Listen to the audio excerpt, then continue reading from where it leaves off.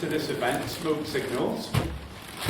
Always worth checking to make sure people are in the right room, because we're going to be talking about cannabis tonight. So if you're expecting anything else, you could think, wow, that's interesting, I'll stay, or you could go. Really pleased to welcome you here, and thanks for coming. We're going to be looking at cannabis and health and mental health quite broadly, really, because there's been a number of things that have happened recently.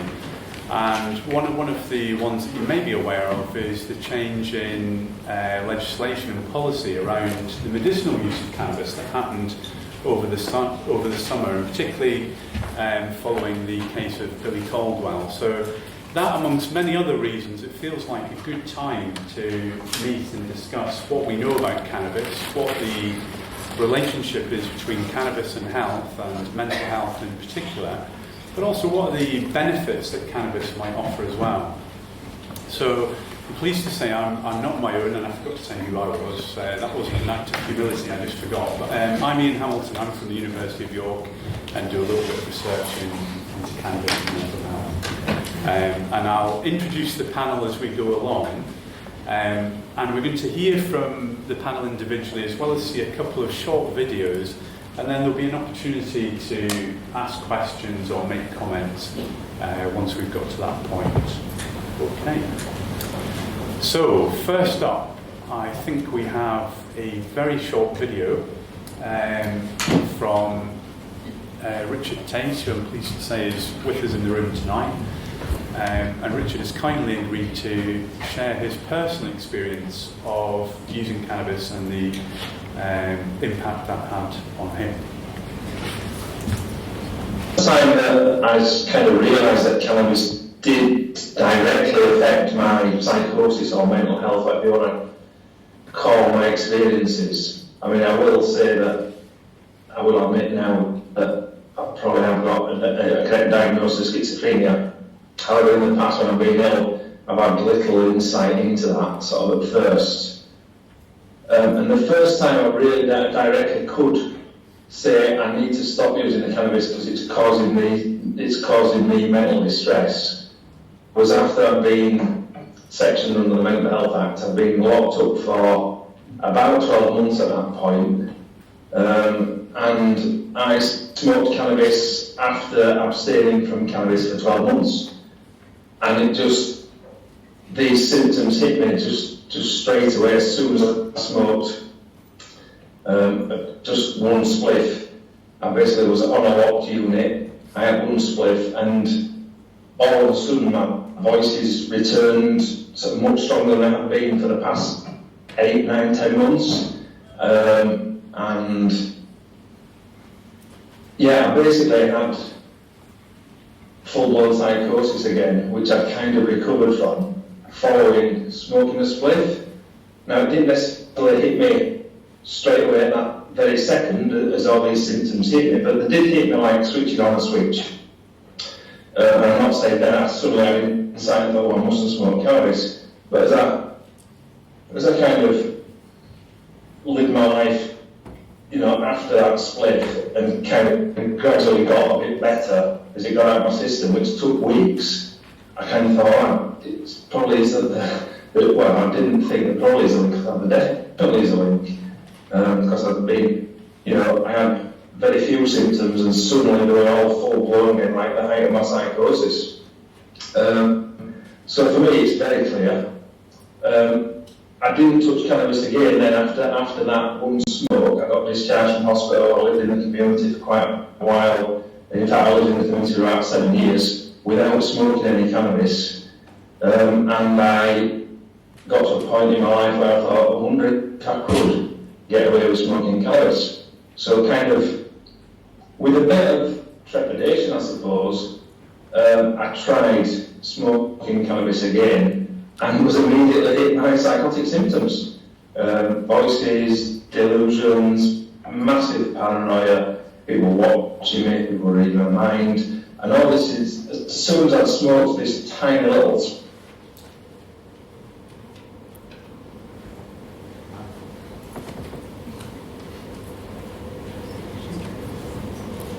He just says no. Okay, let's try.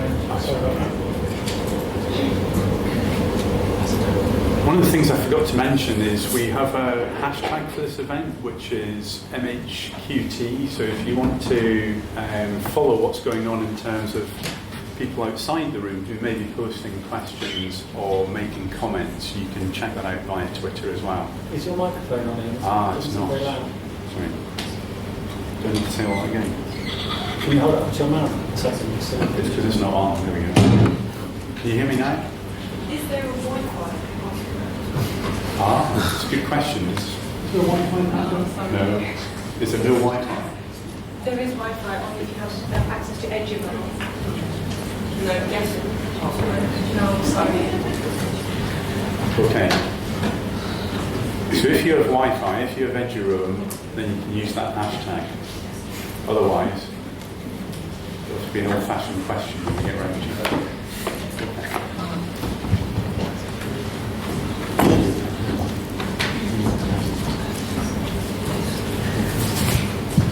Bear with us a moment.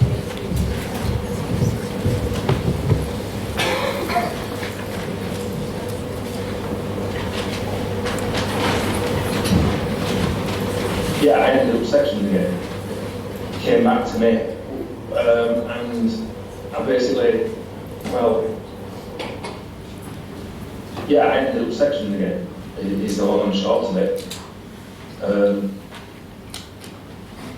And that was, people say to me that's because you were expecting that and you just had a split and it's going to happen if you're expecting it. And I wasn't. For me, there's definitely a link there that the actual chemicals in the cannabis cause psychosis. The only time recently that I've had problems with cannabis and psychosis and symptoms has been when I've been passive smoking cannabis. So I'm almost so finely tuned, if you like, that if I passive smoke, so I'd say it has to be a fairly small room, and it has to be someone going full tilt with a strong spliff, but, you know, I can smell it in the street and I don't go mental. but, you know, I've been in a small room, someone's smoked a spliff, and for the next couple of days, I've had fleeting thoughts of my psychosis that I get when I'm psychotic. So I've had things like stopping the car at green lights because I thought someone was reading my mind and things like that. And that's from simply passive smoking. So, you know, to me the link is definitely there and definitely clear.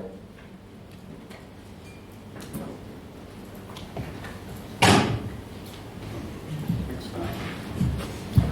Okay.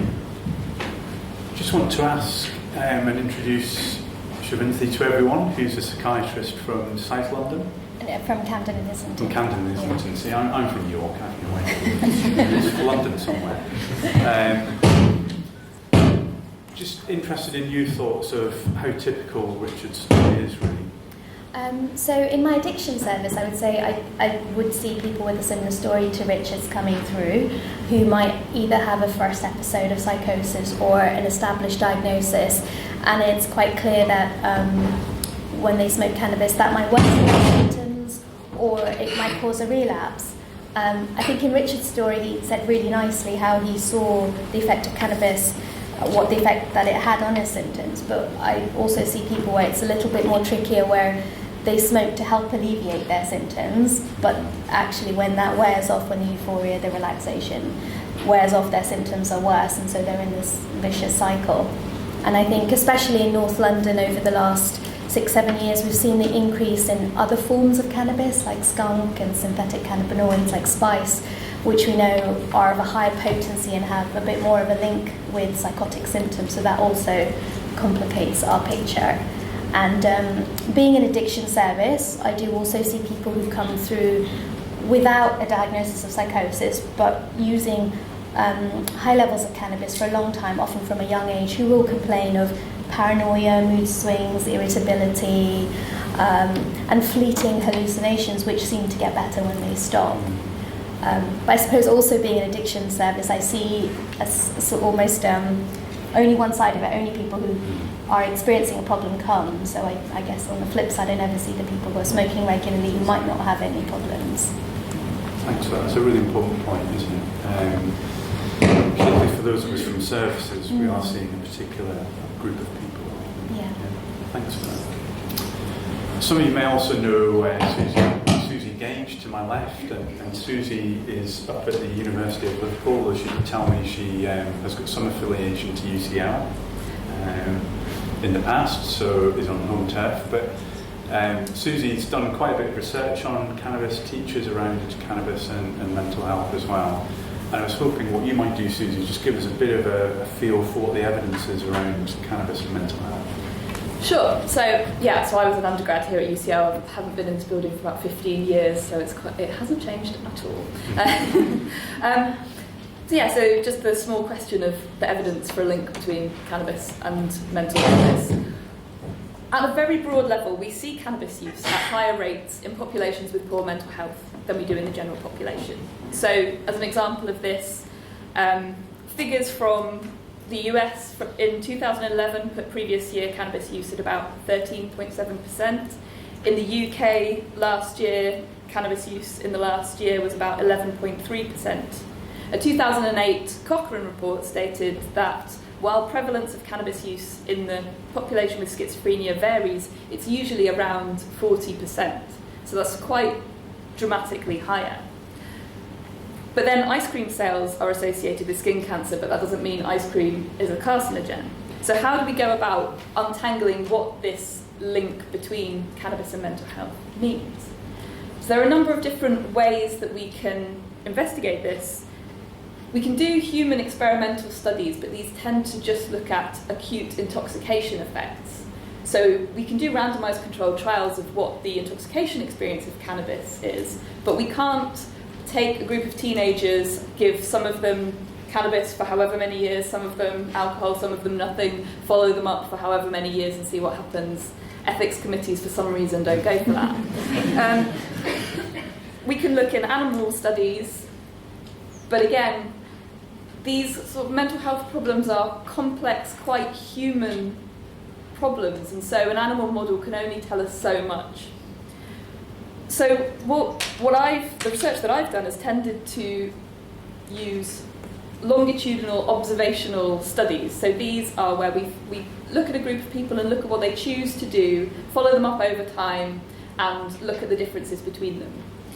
And when we do this, we see fairly consistently that for heavy cannabis users, and by heavy I mean sort of daily use or potentially a diagnosis of cannabis dependence, there is a link between cannabis use in this way and psychotic experiences or schizophrenia. And this can mean one of a few things. It could mean that cannabis increases the risk of schizophrenia. It could be evidence of a reverse causation, whereby people who are more predisposed to psychotic symptoms or schizophrenia are more likely to use cannabis. It could be residual confounding, whereby people who use cannabis are different from people who don't in lots of ways other than their cannabis use, and what we're seeing is that we haven't been able to take account of these other differences well enough. Or it could be bias in the study design or chance. So I think that's kind of a summary of the sort of... We've got lots of ways of trying to answer this question, and all of them have different limitations.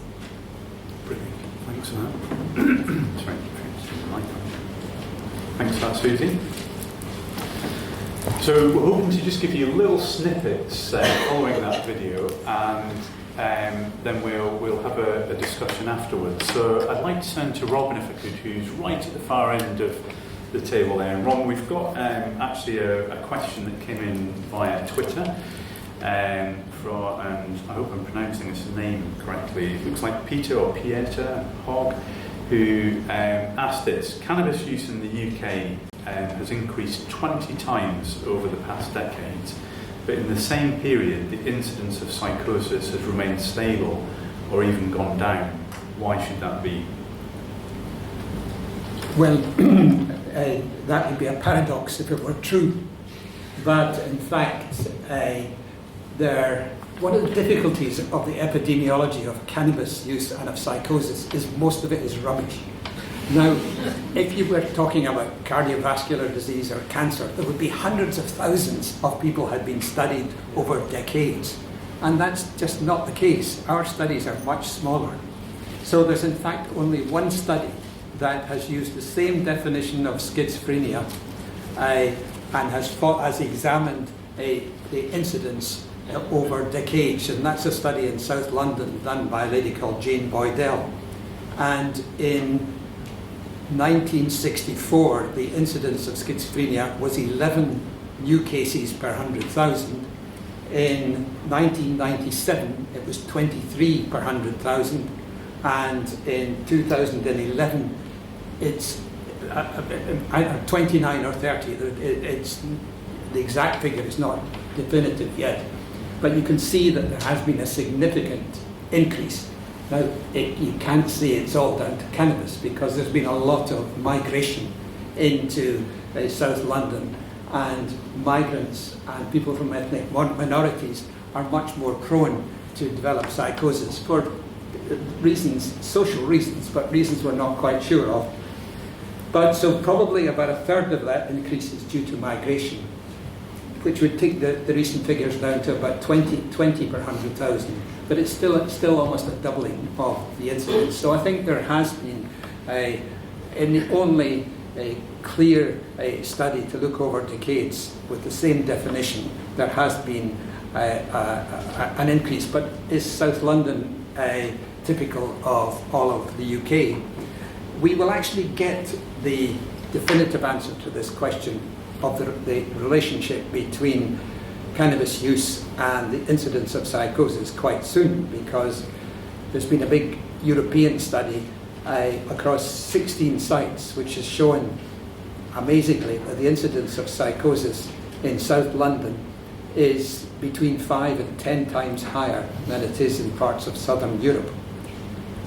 So the question is why?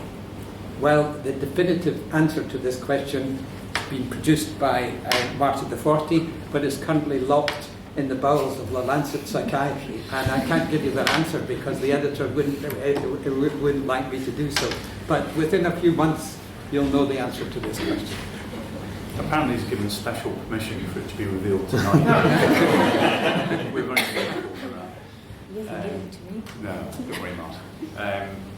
Okay, and just quickly, Robin, on that, so you feel, is your take on it that also measuring psychosis is quite different? I mean, they're quite messy on both fronts, aren't they? Measuring, because there's been problems with measurement of cannabis use and measurement and reporting of incidence and prevalence of schizophrenia. Yes, I mean, we know how difficult it is to relate, to ask people how much do you drink, but at least it says on the bottle what they're drinking.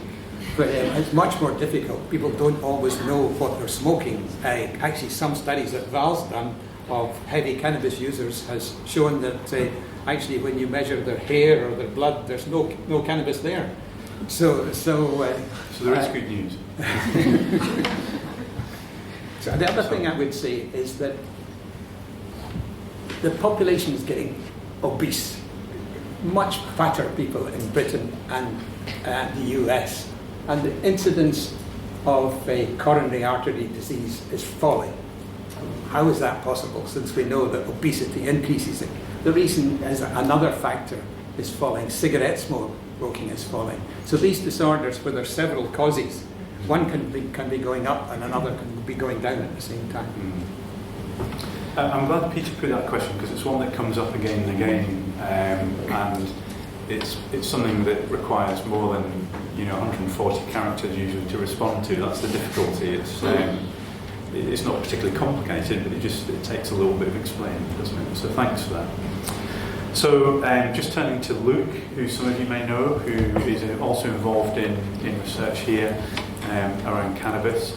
And the point I was going to put to you, Luke, really was, for people who do have mental health problems, and let's say they want to reduce or quit, or for those working with them, what advice and what tips or what ways can people offer in terms of trying to reduce cannabis use? What do we know, really? Yeah.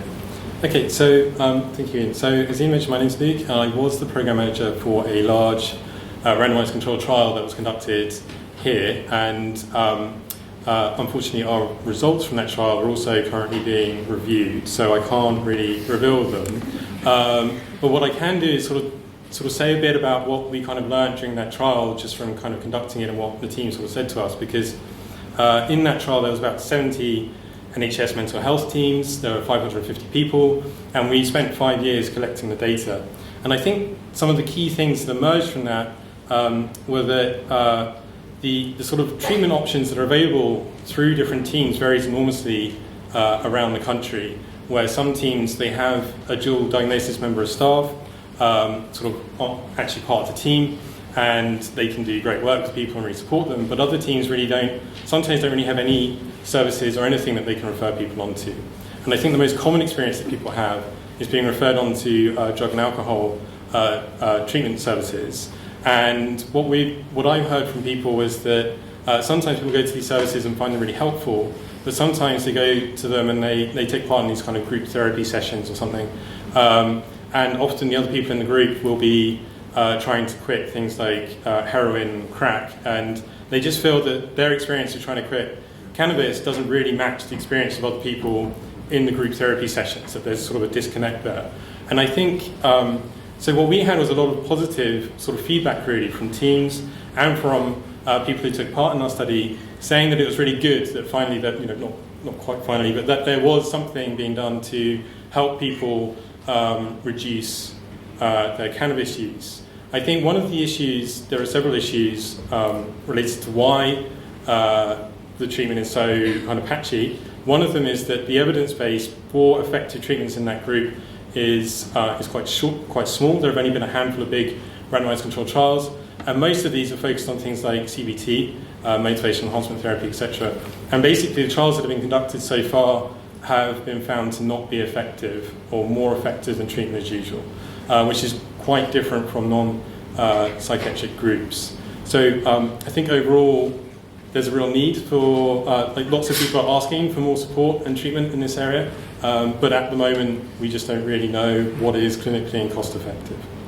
Okay, thanks Luke. And most of you will be familiar that unfortunately, whether it's research or practice or any clinical, when we talk about cannabis and mental health, they do fall into two parallel worlds, don't they? So we have, like you were saying, addiction treatment, and then we have mental health treatment, and you know, it's almost the two are commissioned in very separate ways and delivered in separate ways, and that's not the way people present in life, you know, as you've outlined very neatly there. So thanks for that. Okay, so we're going to have the second of our videos now, which is again, John's in the room, very kindly come along.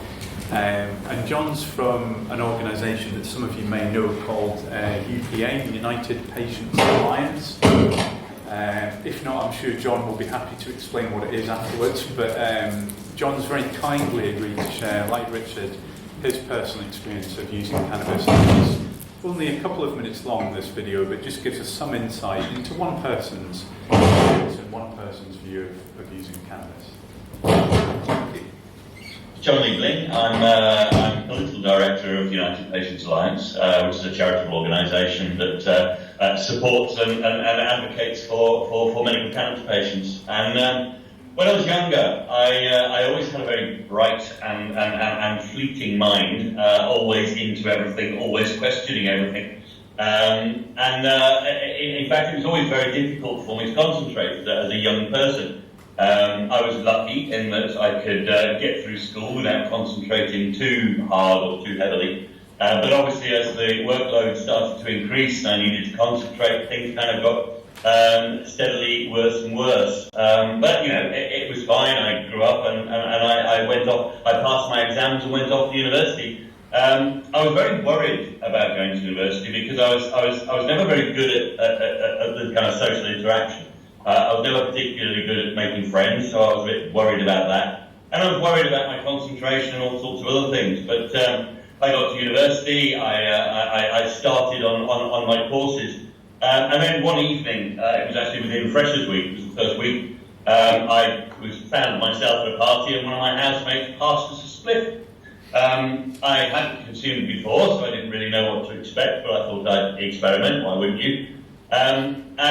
Within about 30 minutes, after having a few puffs on that split, I was stunned. And I was stunned for a number of reasons. Physically, the stress, my shoulder stress, back pain and neck pain, it's always been the upper, it's stress pain, had kind of just gone. I felt motivated to go and talk to everybody and anybody because my social anxiety had gone. And I also realised I could concentrate. And actually I could focus and concentrate on one single thing for pretty much any length of time I wanted.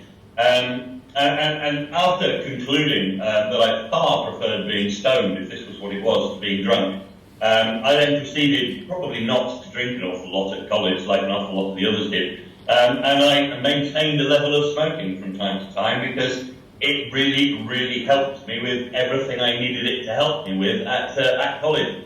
Now, of course, to be fair, I was smoking. I think it was so far at the time, so up in Preston, so far, and I think we know that probably has a good balance of all the cannabinoids in it. And I carried on through university. I didn't really think anything of it. I had a couple of in-runs with the law, which certainly didn't help. But nevertheless, I was finding I could manage myself, I could manage my life whilst consuming cannabis. Now, I would say I wasn't consuming every day. In fact, I would say, and even today, I probably consume maybe 3-4 days out of any given week, maybe 3 weeks out of any given month at that sort of level. I certainly don't consume if first thing in the morning if I need to get something done. Because it certainly can have a negative impact on my motivation for the day. But what I've discovered over the years is actually it really, really does help on those occasions when my anxiety becomes too difficult to manage. And at the other end of that scale, when my depression gets too much to manage. And what I found was actually there are some, certainly in more recent years, there are some strains of cannabis which I now know to be very, very high in THC, for instance, and extremely low, if not non-existent, in CBD. And on a number of occasions, if I consume cannabis like that when I'm already feeling a little bit anxious, it can have the exact opposite effect to the one that I'm looking for. It can actually make things worse. But that's completely mitigated as soon as I add in some CBD.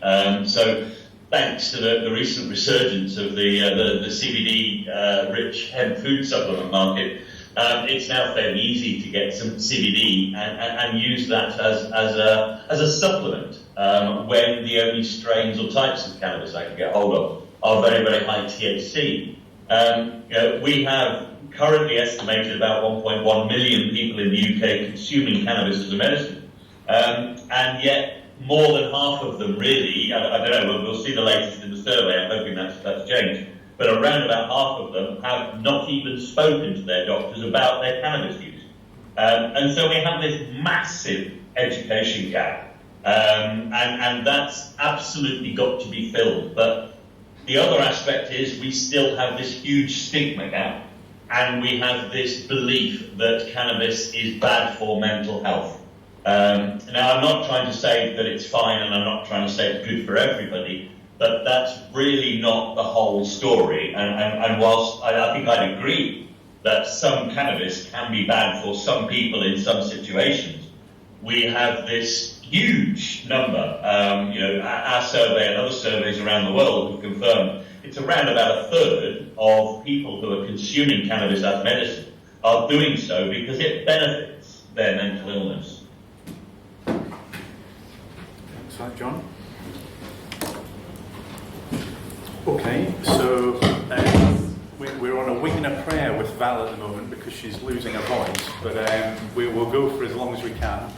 And what I was hoping to ask Val about was what we actually know about, what does the evidence say about the health benefits of cannabis? What do we know? I think we're going to use the slides in the absence of the voice as well.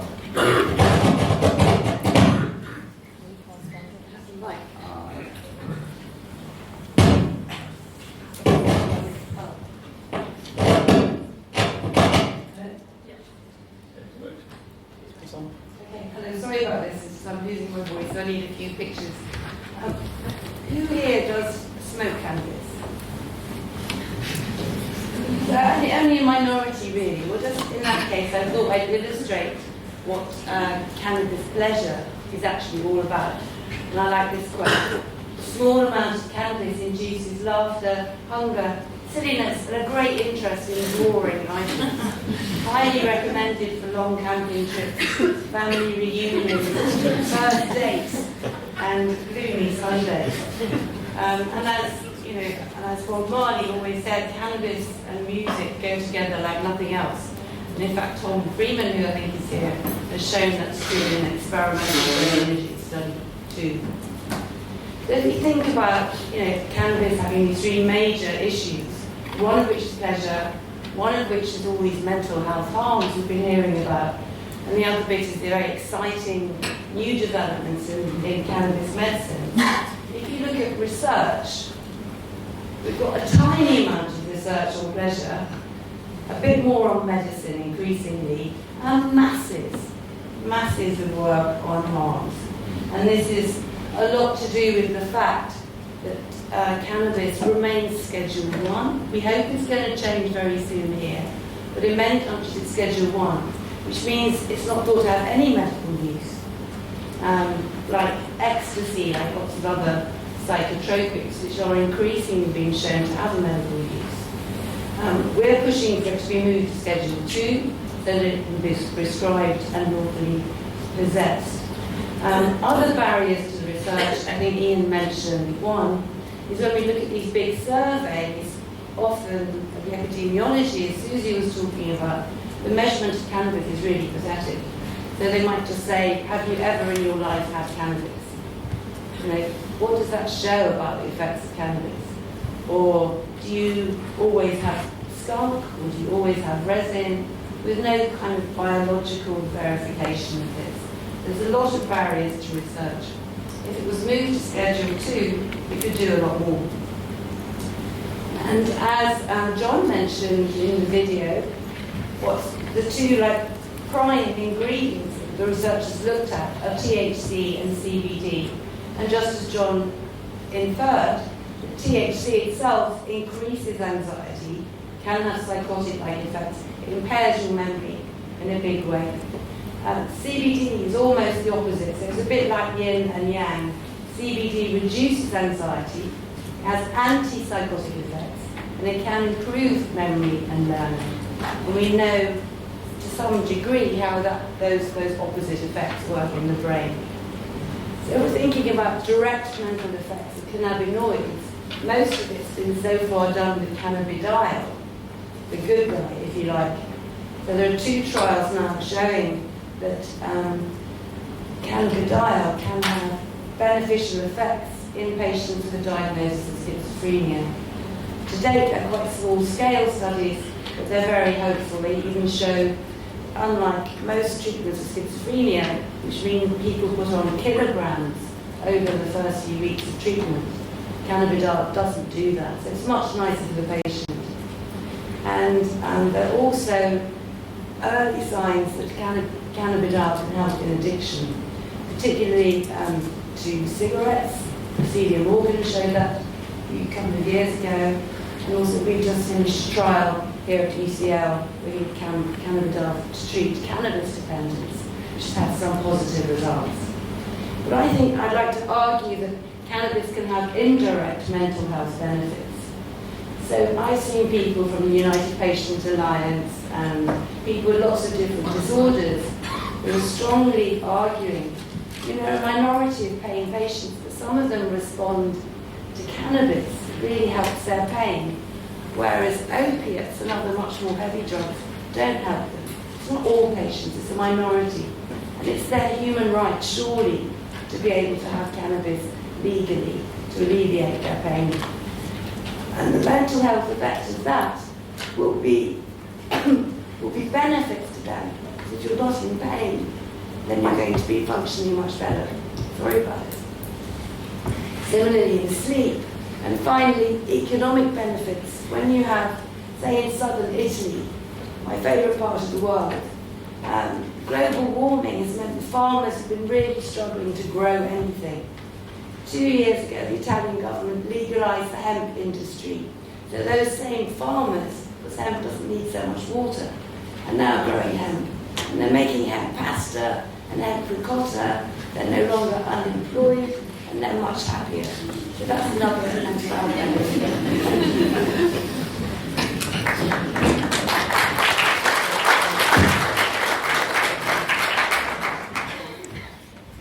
We're about to find out if they do anything for sore throats as well. Okay, so just finally, just turning to Marta de Forti, who a couple of the other panellists have mentioned in terms of the name check for research. Marta also has spent a few years looking at cannabis and doing research on the various impacts cannabis can have. So Marta, just to finish us off, is there anything that you would add that we could do to improve research into the benefits and health problems as well that cannabis might offer? Well, I think first of all, thank you for having me. And I have to say, it's very difficult to add anything new because not only everybody else has really already mentioned what are, for instance, the limitation of the existing published literature on cannabis and mental health, what is it lacking, how this is unbalanced towards people mostly exploring or investigating sort of harmful effect, but also even when in the context of harmful effect, how we have been compared to, if you think, any other substance of recreational use, really pretty pathetic. If I ask this audience, have you ever used alcohol, yes or no? Have you ever used alcohol, yes or no?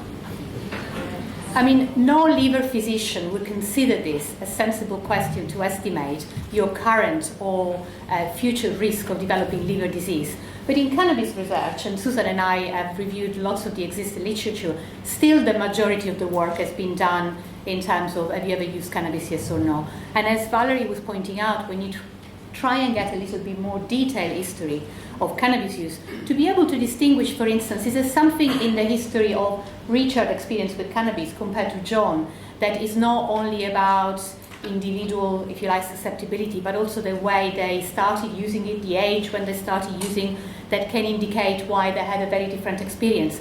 There is very little consistent research that replicates itself, that allow us to say, or even as if you think a GP comes across a young person who goes to surgery and said, oh, I've got tummy pain, but also I'm using cannabis, to be able to give a sensible advice about cannabis use.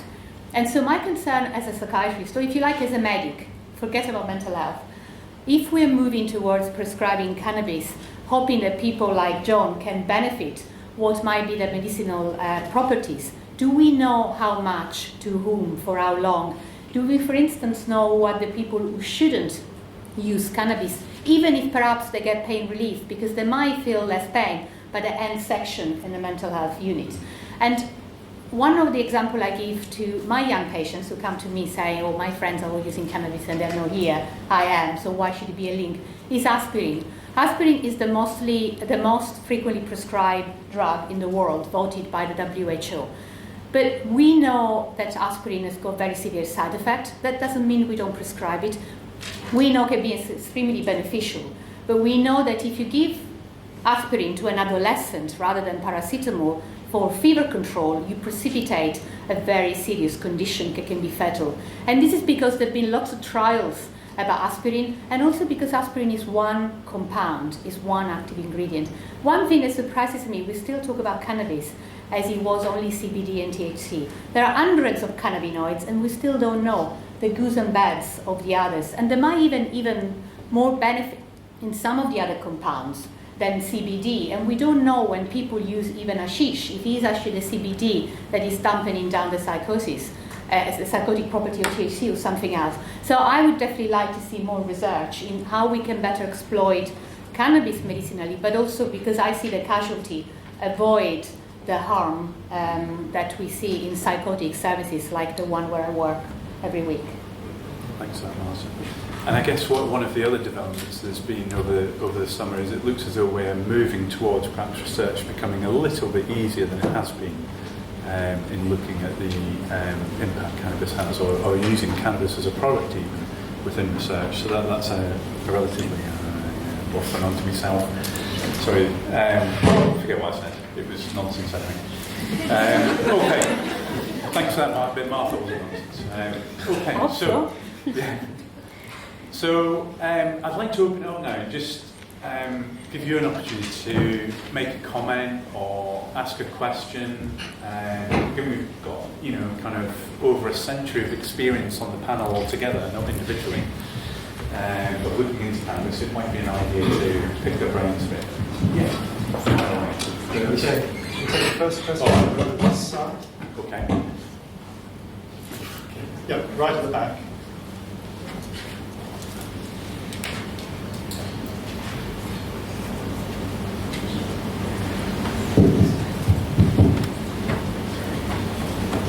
I'm Matthew Heenan. I'm 54 years old. I've been consuming cannabis every day when I could since I was 16. So I'm probably one of the people that you never see. But as of last week, the highest court in South Africa ruled cannabis prohibition unconstitutional and scrapped it at the same time for personal use.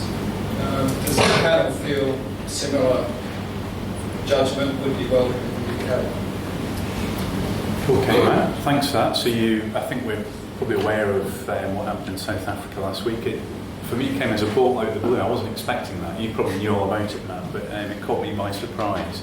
I don't know if anyone wants to pick up on that. With that, so basically what you're asking, Matt, is should we see something similar happen in the UK? Yeah, just it seems like what the panel is saying is that there's an awful lot of I don't know, and that there's an awful lot of there's no evidence, and that isn't an excuse to maintain the status quo. Yeah. What they've done in South Africa, scrapping. They got rid of prohibition. Now people like you can research it at your leisure. Yes. Okay. Do you want to pick that up? I think that's a very interesting point. What I wouldn't like is to consider the general population of UK or Europe, if you like, guinea pigs. So say, this is wonderful, now everybody can use it widely and I can do my research and find out what should happen next. So I think my concern about what you said is that we always meet, and I'm very pleased you've been very well on cannabis. People who would say, I've been smoking cigarettes. Actually, the greatest example in this country is Churchill, who smoked furiously and drank furiously, if anything, until very late in, there you go, very, very late in life, and didn't come to harm, at least in terms of the most famous cancers we expect to be associated with smoking. But at least when we talk about smoking, which of course is legal, people know what to expect, and if some symptoms rise, they know where to seek for help. My concern is that with cannabis, the debate has been so polarized that either people think it's absolutely fine and only beneficial because it's natural, or people think it's evil. There's not enough general knowledge to say, okay, I'm using cannabis, I'm feeling things are changing the way I interpret my environment. Maybe I should go and check with somebody if this could be the effect cannabis is having on me. And I think this worries me. That's not been enough information to make you all a huge experiment safely. That's the only my main concern. Okay, thanks. Robin? Well, and of course there is actually a huge experiment going on already in various states in the USA. And I always say it's very expensive to do research on animals.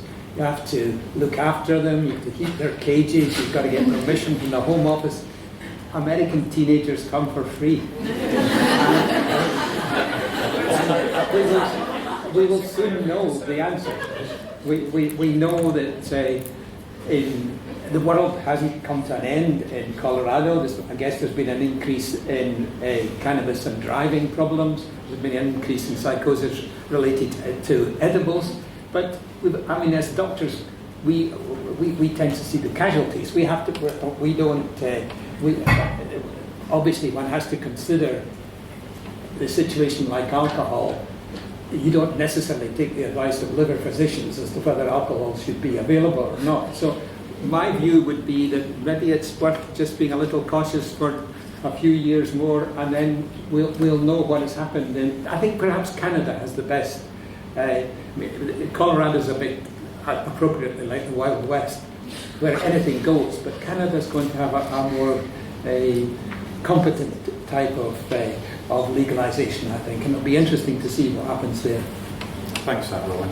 And just to add to that, it's often these questions are posed, I know you didn't mean it this way, Matt, in a binary way, and of course regulation takes lots of different forms, doesn't it? And you know, mentioning Canada, Colorado, there's different frameworks that we could look at. Okay, we have a question from Twitter. This is from Sections on Twitter. Admirably, she keeps her question to 280 characters. Good example for a live audience. Not a question on cannabis, but cannabis oil, which my pharmacist recently recommended I take as a treatment for migraine. Question 1, what, if anything, is CBD oil effective for? And 2, what are the risks for folks with severe mental illness? So this is cannabis oil, which okay. Unknown quantity, I think. Okay, Val? I think cannabidiol is itself a very benign compound. It has very, very few side effects. I think what's available on the market, though, isn't really cannabidiol. I mean, even Holland and Barrett, you know, the chemists have done analyses of virtually everything you can buy on the internet, and nothing has more than like 3 or 4% cannabidiol.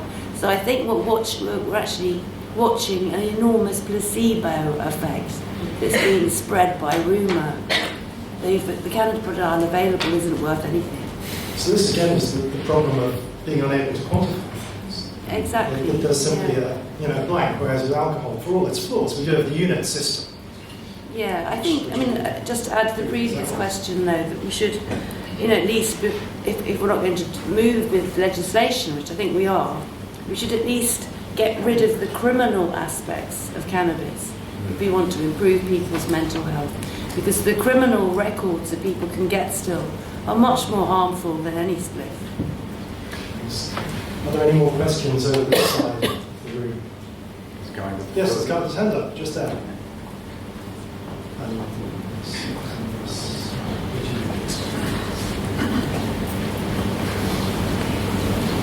Hi, my name's Greg. I'm on the UK kind of social clubs.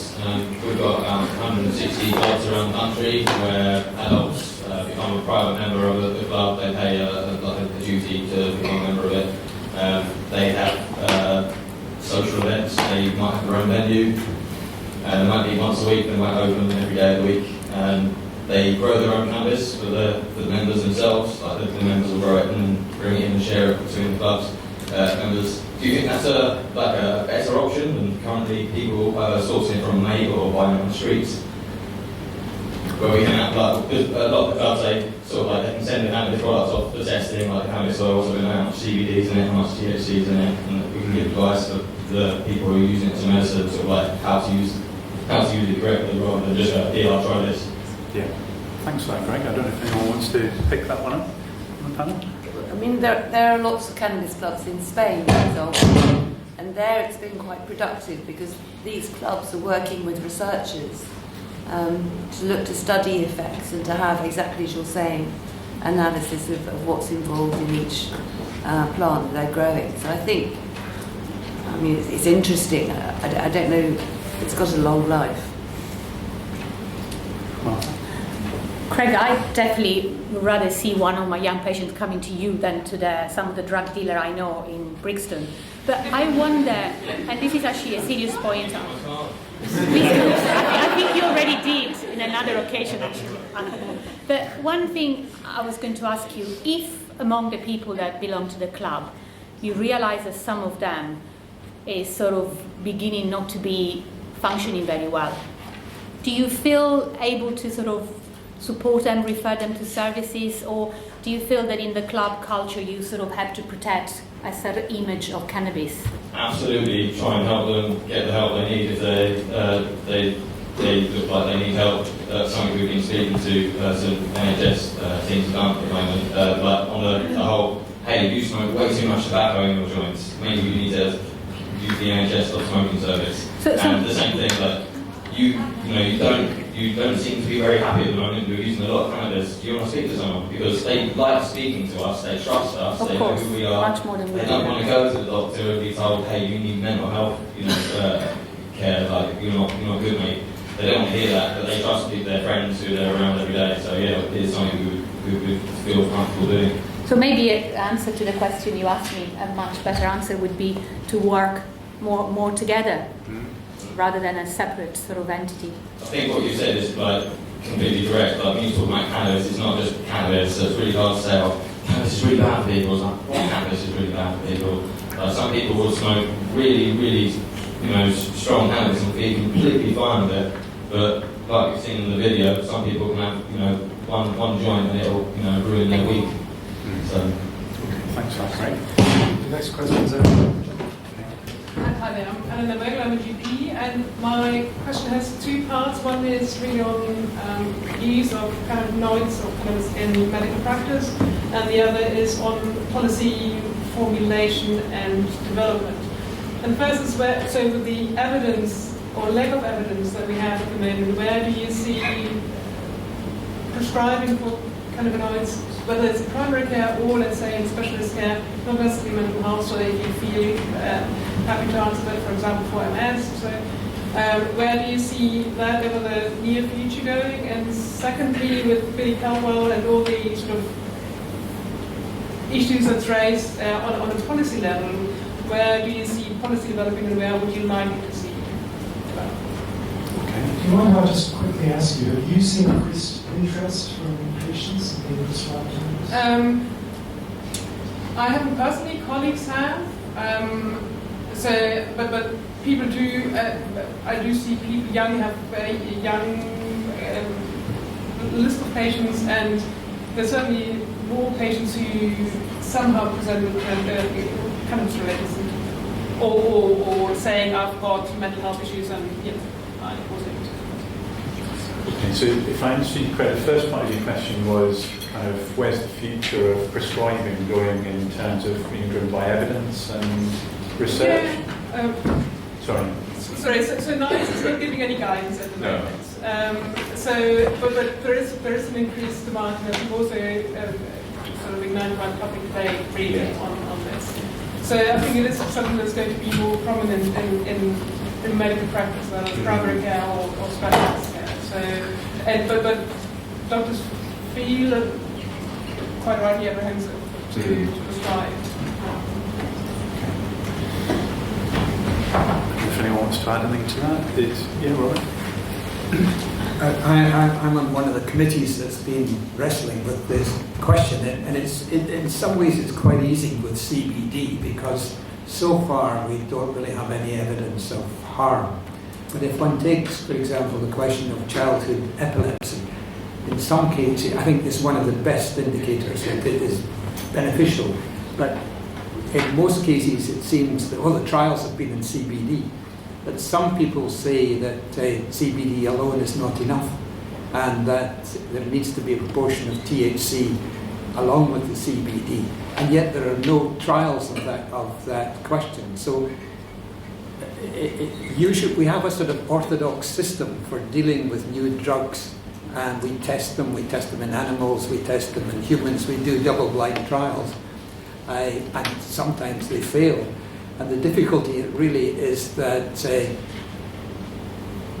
should you prevent people from getting, say, the benefits of CBD with some THC in order to put the drug or the drugs through the orthodox route? And I don't think there is really yet an answer to that question.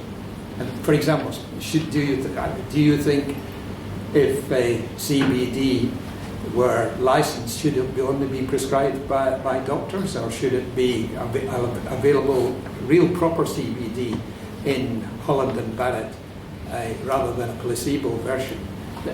We don't really have answers to that question yet.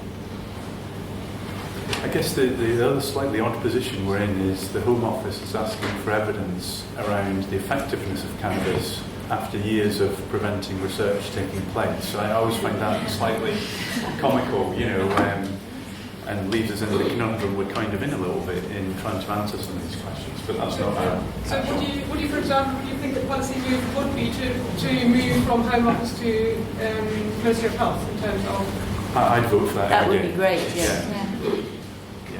The Department of Health has the expertise in these kind of matters. The Home Office is only charged with catching criminals. What's that got to do with health? Absolutely nothing. But anyway, I think there is one other issue that we need to grasp, is that on the one hand, you're getting products like epidemiologist, which is just CBD with a tiny amount of THC, going through clinical trials.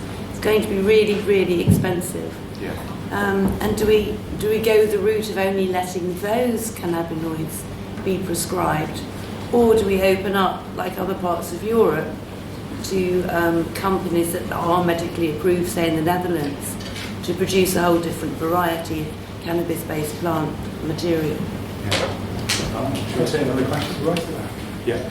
Hi, so my name's James, and my question is about cannabinoids in general, because it seems to be the case that we know a lot more about THC and CBD, but we're not taking into account the rest of the cannabinoids. I know you mentioned that it must be an interaction between certain cannabinoids, but we don't know what. So the first question is, how far have you got with research in terms of the other cannabinoids like CBN or even THCA, which is the cannabinoid before it breaks down into THC? Because I've obviously looked online, but there isn't enough information to go by. So you guys are the experts, I just want to get a bit more feedback in terms of what benefits are from THCA opposed to THC, because we know that that has psychotic effects, whereas THCA doesn't have any psychotic effects, which is what I've read on the internet. But again, I think this can be verified by. Okay. So thanks for that. I think you touched on this, Martha. I don't know if you want to add anything. Well, I think we're probably experts because we know how ignorant we are on the topic still, not necessarily because we know more than you. I mean, the reason we haven't found much out there is because there is not much out there in relation to anything else than THC and CBD. I mean, there are beginning to be some studies about some of the metabolites of CBD and THC, but one of the things, for instance, we don't know yet in details how there is individual variation in the way we metabolize the two, and therefore how likely we are to have high rates of some of the metabolites that might also contribute to either psychosis but also some of the beneficial effect. And I think my concern is that there's nothing wrong with that, except that we should do a slightly broader research. Like, you, Craig, in your club tend to, I guess like wine connoisseur, tend to know exactly what you're using. We don't know necessarily exactly what we are researching, because we deal with a substance which is illegal. So Valerie actually is the one that's got closest to be able to test what the people that were coming to a study were actually bringing along and they were using it recreationally. I'd never be able to do that because it wasn't ethically approved. And if you think about what we know about the action of THC and CBD, if we stick for a second to the two of them, when they enter our body, again, the knowledge that we have about the target of THC and CBD, which is something called the endocannabinoid system, are very recent. Medics of my generation did not study that there was something called the endocannabinoid system with receptors like CB1 and CB2, because it was discovered in the sort of late 2000s. So we'll go back to your question as a GP. You also need to retrain if a health professional are going to be the one prescribing it, or if you like, informing the prescription. There's so much we need to learn, even about the idea of what happens to THC and CBD when they come into our system, let alone the consequences. I just wanted to expand a bit slightly. So I wanted to see so obviously there's going to be research done, there's going to be a lot more research if changes from this sort of Schedule 1 drug to Schedule 2 sort of thing. Is this research just based on the fact that we have an external cannabinoids that we put into our system, and we effectively can create our own internal cannabinoids? That's why we have an endocannabinoid system. So one of the ones that I've read about is an adenine. So is all this research sort of enabling us to understand the molecule and adenine a lot more? Because obviously if we have our own endocannabinoid system, we want to use our own internal cannabinoids, not external, because it just seems to, as natural as it sounds, because it's grown naturally, it still sounds unnatural to me anyway.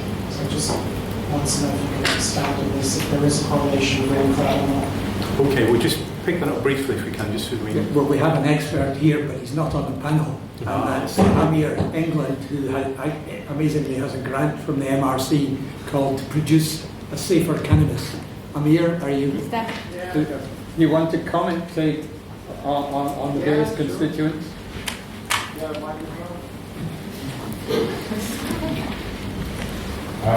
So your question about the cannabinoids, I won't go into too much detail. CBN, weak agonist, so it activates the same cannabinoid receptor as THC, about a tenth of the strength.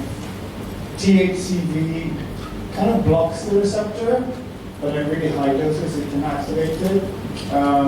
THCA still binds to the acid, so it won't really do that much. You need to get rid of that for it to become psychoactive. There are metabolites that are quite strongly psychoactive, so there's hydroxy THC, it's one of the main metabolites of THC, but it's actually slightly stronger.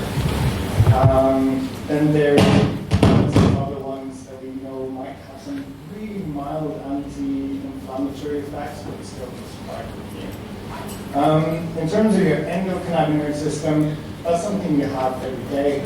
You know, you produce those molecules if you get stress, anxious, if you feel pain. Patients with psychosis at higher levels, we think that it's kind of balancing out what goes wrong, but we don't know very much yet. Some of it, we think, some of psychosis and mental illness might be due to deficiency of the endocannabinoid system, but that's far too early to say. CBD, we know, kind of boosts endocannabinoid levels, but using THC, we know actually does the opposite. So it tells the brain that there's a lot of activity going on at these receptor sites, and it starts kind of taking the receptors away. So your regular users will have fewer cannabinoid receptors and release fewer endocannabinoids. Okay, thanks for that, Amir. Okay, sorry, just one more here. I see a lot of talk about, from people on the panel, sections about dangers of the cannabis. About a year and a half ago, my mum was diagnosed with stage 3 uterus cancer. With my knowledge of cannabis, it's all been taken for arthritis pain. And when Indian traditions, we have this tradition, not just the cannabis, which has been forgotten about, or also herbs. Didn't take her for chemo, 73 years old, she would have lasted a few weeks. Gave her only the cannabis, well, different varieties, because it was in the uterus, it was heavy. Couldn't get the blood tests for a few months because she was immobile. But barely 10, 11 months later, she's gone from stage 3 to stage 0. Yeah? There was no pharmaceuticals, nothing. She only had the operation uterus removal, no chemo, for example, destroyed her. My question is I was lucky to be able to get cannabis oil from certain sources. I know it was organic, it wasn't the cheap spice that homeless people are getting messed up in the streets. My question is that the people on the panel talking about the dangers and the side effects of cannabis, yes, you need to look at being cognizant of that. I think we also need to look at the dangers of the cheap spice, which is the genetically produced stuff. We also need to ask, if we're asking about the dangers of cannabis, why is it that the husbands of two of our own MPs, one of which has the biggest cannabis farm in the world in Norfolk, so when I'm seeing 60,000 homeless ex-squadron veterans inside prison and outside, and homeless people on the streets, and a lot of my friends are actually wanting it. And on the flip side, the government's saying this is illegal, but Mrs. May's husband, Mrs. Atkins' husband, can grow it, the biggest farm in the world. I just look at that, that's disgusting. It's not only in the last 10, 15 years we've known about this, the government's admitted since the 70s. So where is the magnifying glass going to be put on the government and the medical establishment?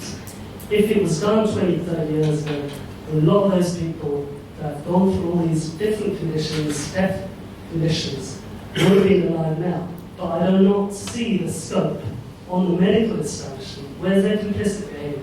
It needs to be on them, because ultimately, we don't want just legal cannabis, we want decriminalised and right to grow. Otherwise what happens is, we end up giving the chance to the big pharma companies and the USDA, which incidentally the first patent on cannabis is by the USDA. So we need to start throwing the scope on big industry and government and make them realise that it's not that they work for corporations. They're meant to work for us. Thank you.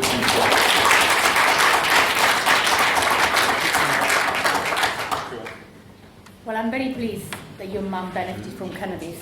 Unfortunately, the people I see in my clinic, they're slightly younger. They're 16, or they started when they were 16, and they started for completely different reasons. And these are the ones where I'm concerned about the harm. If my mum had been in the same condition and I had an option which was better than chemotherapy because I knew the consequences, I would have tried anything. I would have tried holy water. I would have tried alcohol if I knew there were any benefits. So I think your point, it's not, I think, in disagreement what we were trying to say. But equally, what we need to be careful is not to begin to give the impression that you have cancer, you should not use chemotherapy and go for cannabis. I think we need to have evidence for what cannabis works, not in one case, not in 10, in 1,000. As we know, and we do with anything else that we medics prescribe. You would not like me to go around and say, oh, I dreamt that this compound could treat your sore throat, and you would take it. My patients are very skeptical about anything I prescribe, and very right. So why should we be so lax about cannabis? I think we need to be knowledgeable and open-minded, but I don't think we should go around saying that you can cure this and that without evidence, because that could cause even more casualty. But there's a lot of evidence in the last few years showing the incidence of cancer is actually incited once the chemo is given, not before. And that's not being looked at all. That is I really think for cancer, actually, the evidence is not as strong as for neurological condition or pain, I'm afraid.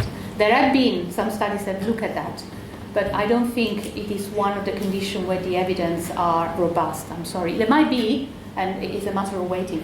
I'd be happy to see the magnifying glass being thrown on the government and the corporations. That's, I agree, a different story. I mean, that's certainly something I would agree with you on. You know, we've seen the way the alcohol and tobacco industry is able to manipulate evidence and get involved in health. And the same thing is likely to happen with cannabis as well, but we're at the very early stages. Okay? Yeah, hi, I've got a question. It may be completely random, just off, but I was just sort of reading the title and listening to what's been said. What does legalised cannabis mean for mental health? I lived in Bethnal Green for about 15 years and used to run the park in the morning. And most mornings it was like a 12-year-old boy smoking a skunk. And so I stopped one morning, said to him, I don't want to interfere, but do you mind if I just ask you a bit about what you're doing?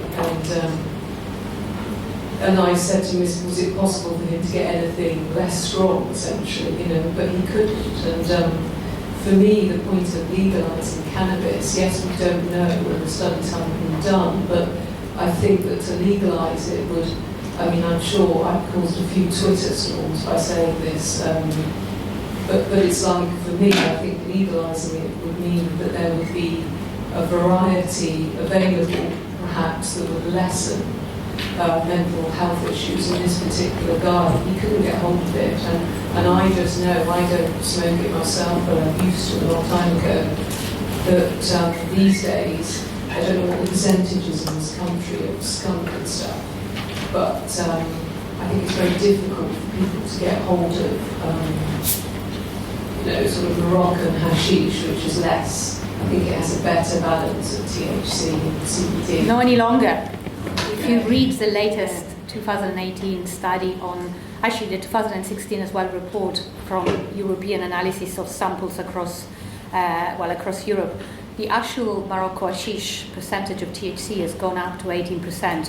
So I think the point is that we should be careful what we advocate as a variety or another, because we really, things are changing even in some of the traditional type, but point taken. Yeah, I think your point really is about having choice though, isn't it? Whatever that's called, just making sure that people have access to a great... Consumer safety standards. Sorry? Consumer safety standards. Well, yes, so there's also the issue of being able to know the percentage of various compounds in what you're consuming before you consume it, rather than buying something and hoping for the best. Yes, exactly. Yeah, they don't drink alcohol, so I don't see why they should. Yeah, without any kind of legislation, then it's all in the hands of criminals who want to make the biggest buck they can with the smallest area in houses where they can grow skunk in hydroponics. And, you know, as the Canadian Prime Minister said, that's meaning that we can't control it in terms of adolescent use, which is causing huge mental health problems, because the endocannabinoid system is really, really important in adolescence, in brain development. If those kids smoke cannabis, that disturbs brain development. That happens normally in puberty.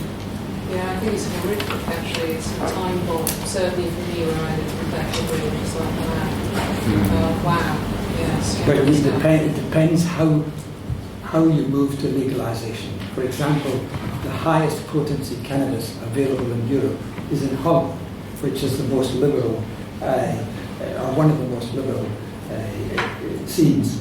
Again, in the states, the US states that have legalised have higher potency than the states which still have the black market. I think in Canada, they're hoping that they will put up the tax, especially on high potency varieties. So it could be you could load the dice towards the use of low potency varieties. Of course, we have to see what will happen if cannabis is legalized, who will control it, and who causes most illness and death in the country. It is British American Tobacco and the big alcohol companies, who of course are now expressing a lot of interest in the cannabis market. So I think we need to be cautious about in whose hands is the marketing of cannabis going to be. And I'm on the circulation list for some of the big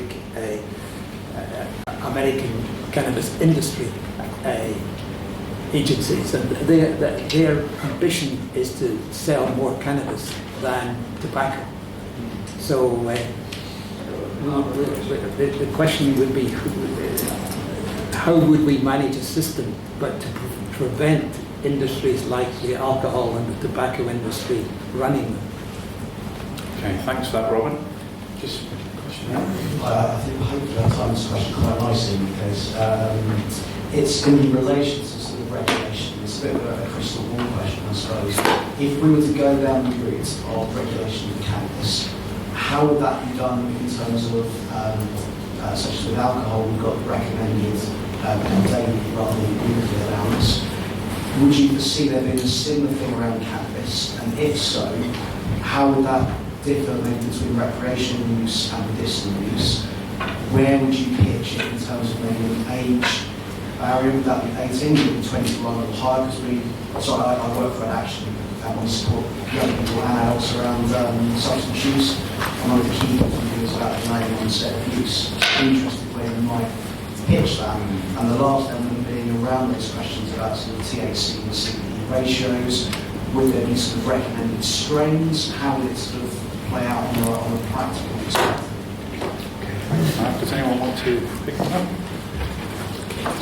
Because we're down to the detail now. What age? Percentage ratios? Question. Yeah, I think partly it is because the evidence that we have is based on illicit use where people might not want to admit it or might not necessarily be as accurate as they are with something like alcohol, where Robin pointed out you've got unit systems, so it's really easy to quantify how much alcohol you consume, and even then people aren't very good at that, so let alone when they're trying to do it in the dark more. So yeah, I mean, it would be great to say, oh yes, well, from the evidence it looks like ideally people shouldn't start using till this age and they should use at this ratio and that kind of thing, but we're nowhere near that in terms of the evidence, I wouldn't say. I think in terms of age, I mean, there's evidence that you should not start smoking in adolescence. Yeah. But we know that the brain continues developing till about 25, but that's not going to work to say wait till you're 25 to have a split. The most we can get away with is 18, but even doesn't work that for all the 16-year-olds who drink alcohol.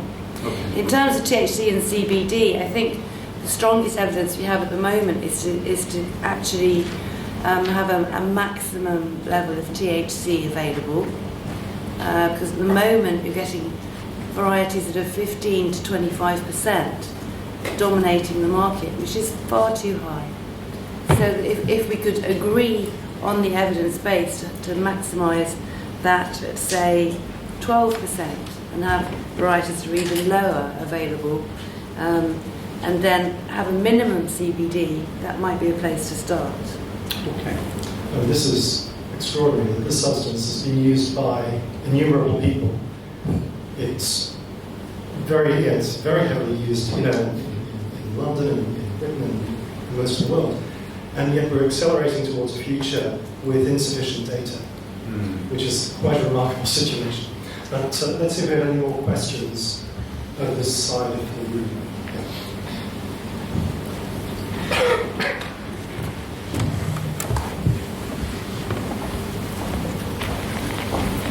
So my name is Caroline. I run the mental health team within prison service. And we've been talking about how in the prison service the levels of drug use in prison show that spice is the most commonly used drug. I was just wondering, do we have any evidence in the community as to what levels of spice versus cannabis there are in the community, and what things there are, and what's available? Okay, thanks for that. So this is about incidents in the community. Is it worth, who wants to point out, it's worth saying something about spice versus organic? Well, I can talk about my catchment area, which is Lambert, where we're seeing a slow increase of spice use, but in two specific groups, prisons and homeless. So, at least in my experience as a clinician, I haven't seen the sort of wide availability of spice use among adolescents of any social class, any ethnic group, as you see with cannabis from the cannabis sativa plant. So I think it's quite skewed towards, the spice use towards specific group of the population. It's cheap, it's difficult to detect, keeps you warm if you are homeless. So it's got specific indication, but unfortunately it brings you to accident and emergency more likely. So I don't actually see in my clinic, because my colleagues in I&E are more likely to see people that they use spice. I guess we're talking about something that is 100 times more potent in terms of its action at the CB1 receptor than THC, and obviously by definition has got no CBD. I think also some people quite rightly, in my experience, get quite annoyed that synthetic cannabinoids are used in the same kind of category as organic, and actually they're two very different drugs or substances. Do we know, but you're asking about incidents in the community really, weren't you? Do we know, have we got any good data on incidents community? I think it's one of the things we're lacking really is... We've got case reports. But there's been some data published on prevalence of synthetic cannabis use, and what I, off the top of my head, what I remember is that it's quite rare generally. There isn't particularly high, certainly in comparison to the use of cannabis generally. Yeah. But I think you're right to point out that it is a very different substance, and the way that it might sort of look the same, but it's because the synthetic cannabinoid is sprayed onto a plant matter often. So it's not like cannabis where the cannabinoids are inside the plant, it's added afterwards to plant matter, and therefore you can get really concentrated spots of it in one place where it's been sprayed on not very well, that kind of thing. It acts in a very different way, and it's not like a plant where it's got, as we've said, hundreds of different cannabinoids in a cannabis plant. I think it'd be fair to say as well, I think some of the people involved in policy I've met get quite mixed up between the two as well. Yes. So that's a real danger, isn't it? If you're trying to, advance what we've been talking about tonight in terms of looking at health benefits as well as harms, and people are mixing up two different drugs, then it's got the potential to hold things back. John. John Egan from United Patients Alliance. I do have a question, but just on the spice question, the scars basically. It's my understanding, which could be incorrect, but I think it would help a great deal if on admission we had a different tick box for synthetic cannabinoids to cannabis. Because I think right now that probably skews every single figure that goes down that line beyond it. And I think we really do need to get that sorted out quickly. But my ask really, we've heard on many occasions tonight, and I don't disagree at all, we are not yet at a place where we have enough evidence, clinical evidence, to be able to say, yes, it's good for this, yes, it's good for that, etc., etc. But and obviously within the UK, we have a a system of approving medicines that we're incredibly proud of, and we do believe, perhaps rightly, that it is one of the best systems in the world and one of the safest. And that's one of the reasons why we are resistant to taking on board and accepting research that comes from all over the world. But I think in cannabis, for a number of reasons, we have a unique situation, which I think it would be reasonable to have a unique answer to. And one of those is, we've had probably about 1 million UK citizens who have been on their own personal clinical trials for about the last 30, 40 years. And if we can collect and use that data, then I don't see why that can't be of use at some level or another. But also we have a lot of really, really good data and evidence and clinical trials, maybe small ones at the moment, but nevertheless, all that body of global data can come together and really accelerate us towards a better position in terms of our own knowledge. And I'm just wondering from the panel, do you see that as an option, and how do we go about doing that in the UK? Okay, who wants to pick that one up? Robin? Well, I've no doubt that the more information we can get, the better, and detailed surveys of people's use and what they find beneficial, what they find harmful, I think can be very, very useful. I myself would think that one of the big factors will be genes, and we know that if we're thinking of all sorts of illnesses, some people are prone to them because of particular genes they have. And I imagine that some people will be more prone to develop bad reactions to cannabis because of their particular genetic makeup. So my ideal survey would be for you and your colleagues to get 100,000 people to fill in a questionnaire, but also spit into a little tube and send off their DNA so that we could measure the genes that might make them prone to a good reaction or a bad reaction. I also, but eventually, at pop concerts, there will be a little Institute of Psychiatry tent where you can go and be genotyped on a Thursday evening, and we can say, come back in an hour, and we'll give you advice. No, you shouldn't use cannabis. It's very risky for you. Just stick to heroin. As a genetic epidemiologist, though, I'd say we're an extremely long way away from that kind of personalised medicine. I think that's what all geneticists were hoping for, but actually it turns out genetics is much more complicated than that, unfortunately. Okay, Marta.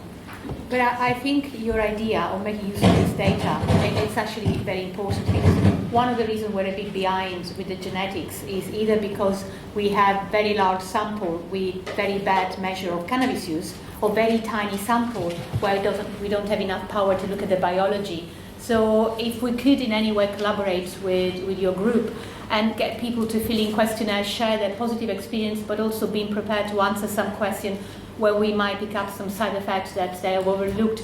And DNA would be wonderful. But I think that would be a good way to put together the resources of people that have looked at harm and people who have benefited in a sort of neutral way, rather than keep disagreeing, when I don't think we do actually at the end of the day. We're all just going to get spit in the post now. Yeah. This is what we've done. Okay, I think we've got time for just one last question.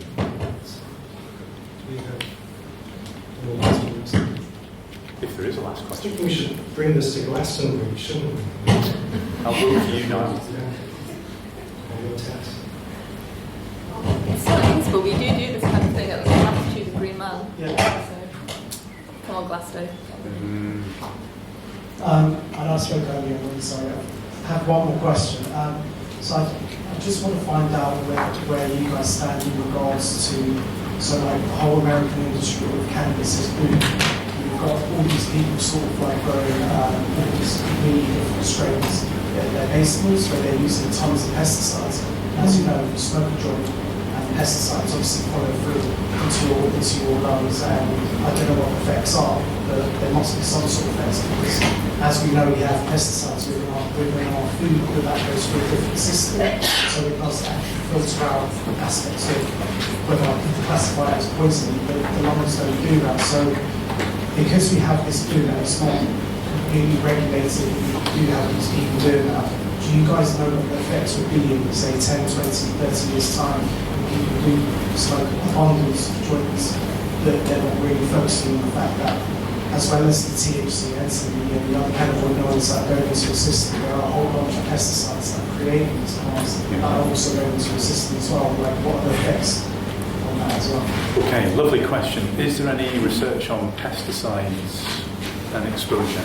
Not that I know of, but it just made me think about tobacco. You know, when tobacco came online, we didn't have any knowledge, no real research about the dangers of tobacco. If we look back nowadays, surely we'd have tobacco completely banned and cannabis legal. Probably the same for alcohol. But in terms of pesticides, it sounds like a bad idea, obviously, but no research. Okay, I'm going to draw it to a close there if I can, and just, if we can, express our thanks to the panel for their time and yourself.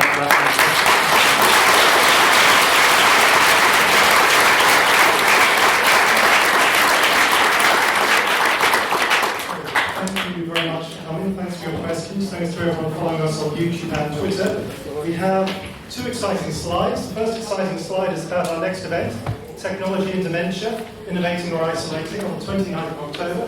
And then to cheer us all up for Christmas, we've got an event on social isolation and mental health. Great timing. The other exciting thing is, perhaps more exciting, which is our news reception, which is, you can see we've got a little walk so we can increase your step count, and that is going to be at the Institute of Education. You can memorise that map, or you can follow someone who looks like they know where they're going. So please do join us. Thank you. Thank you. Well, my train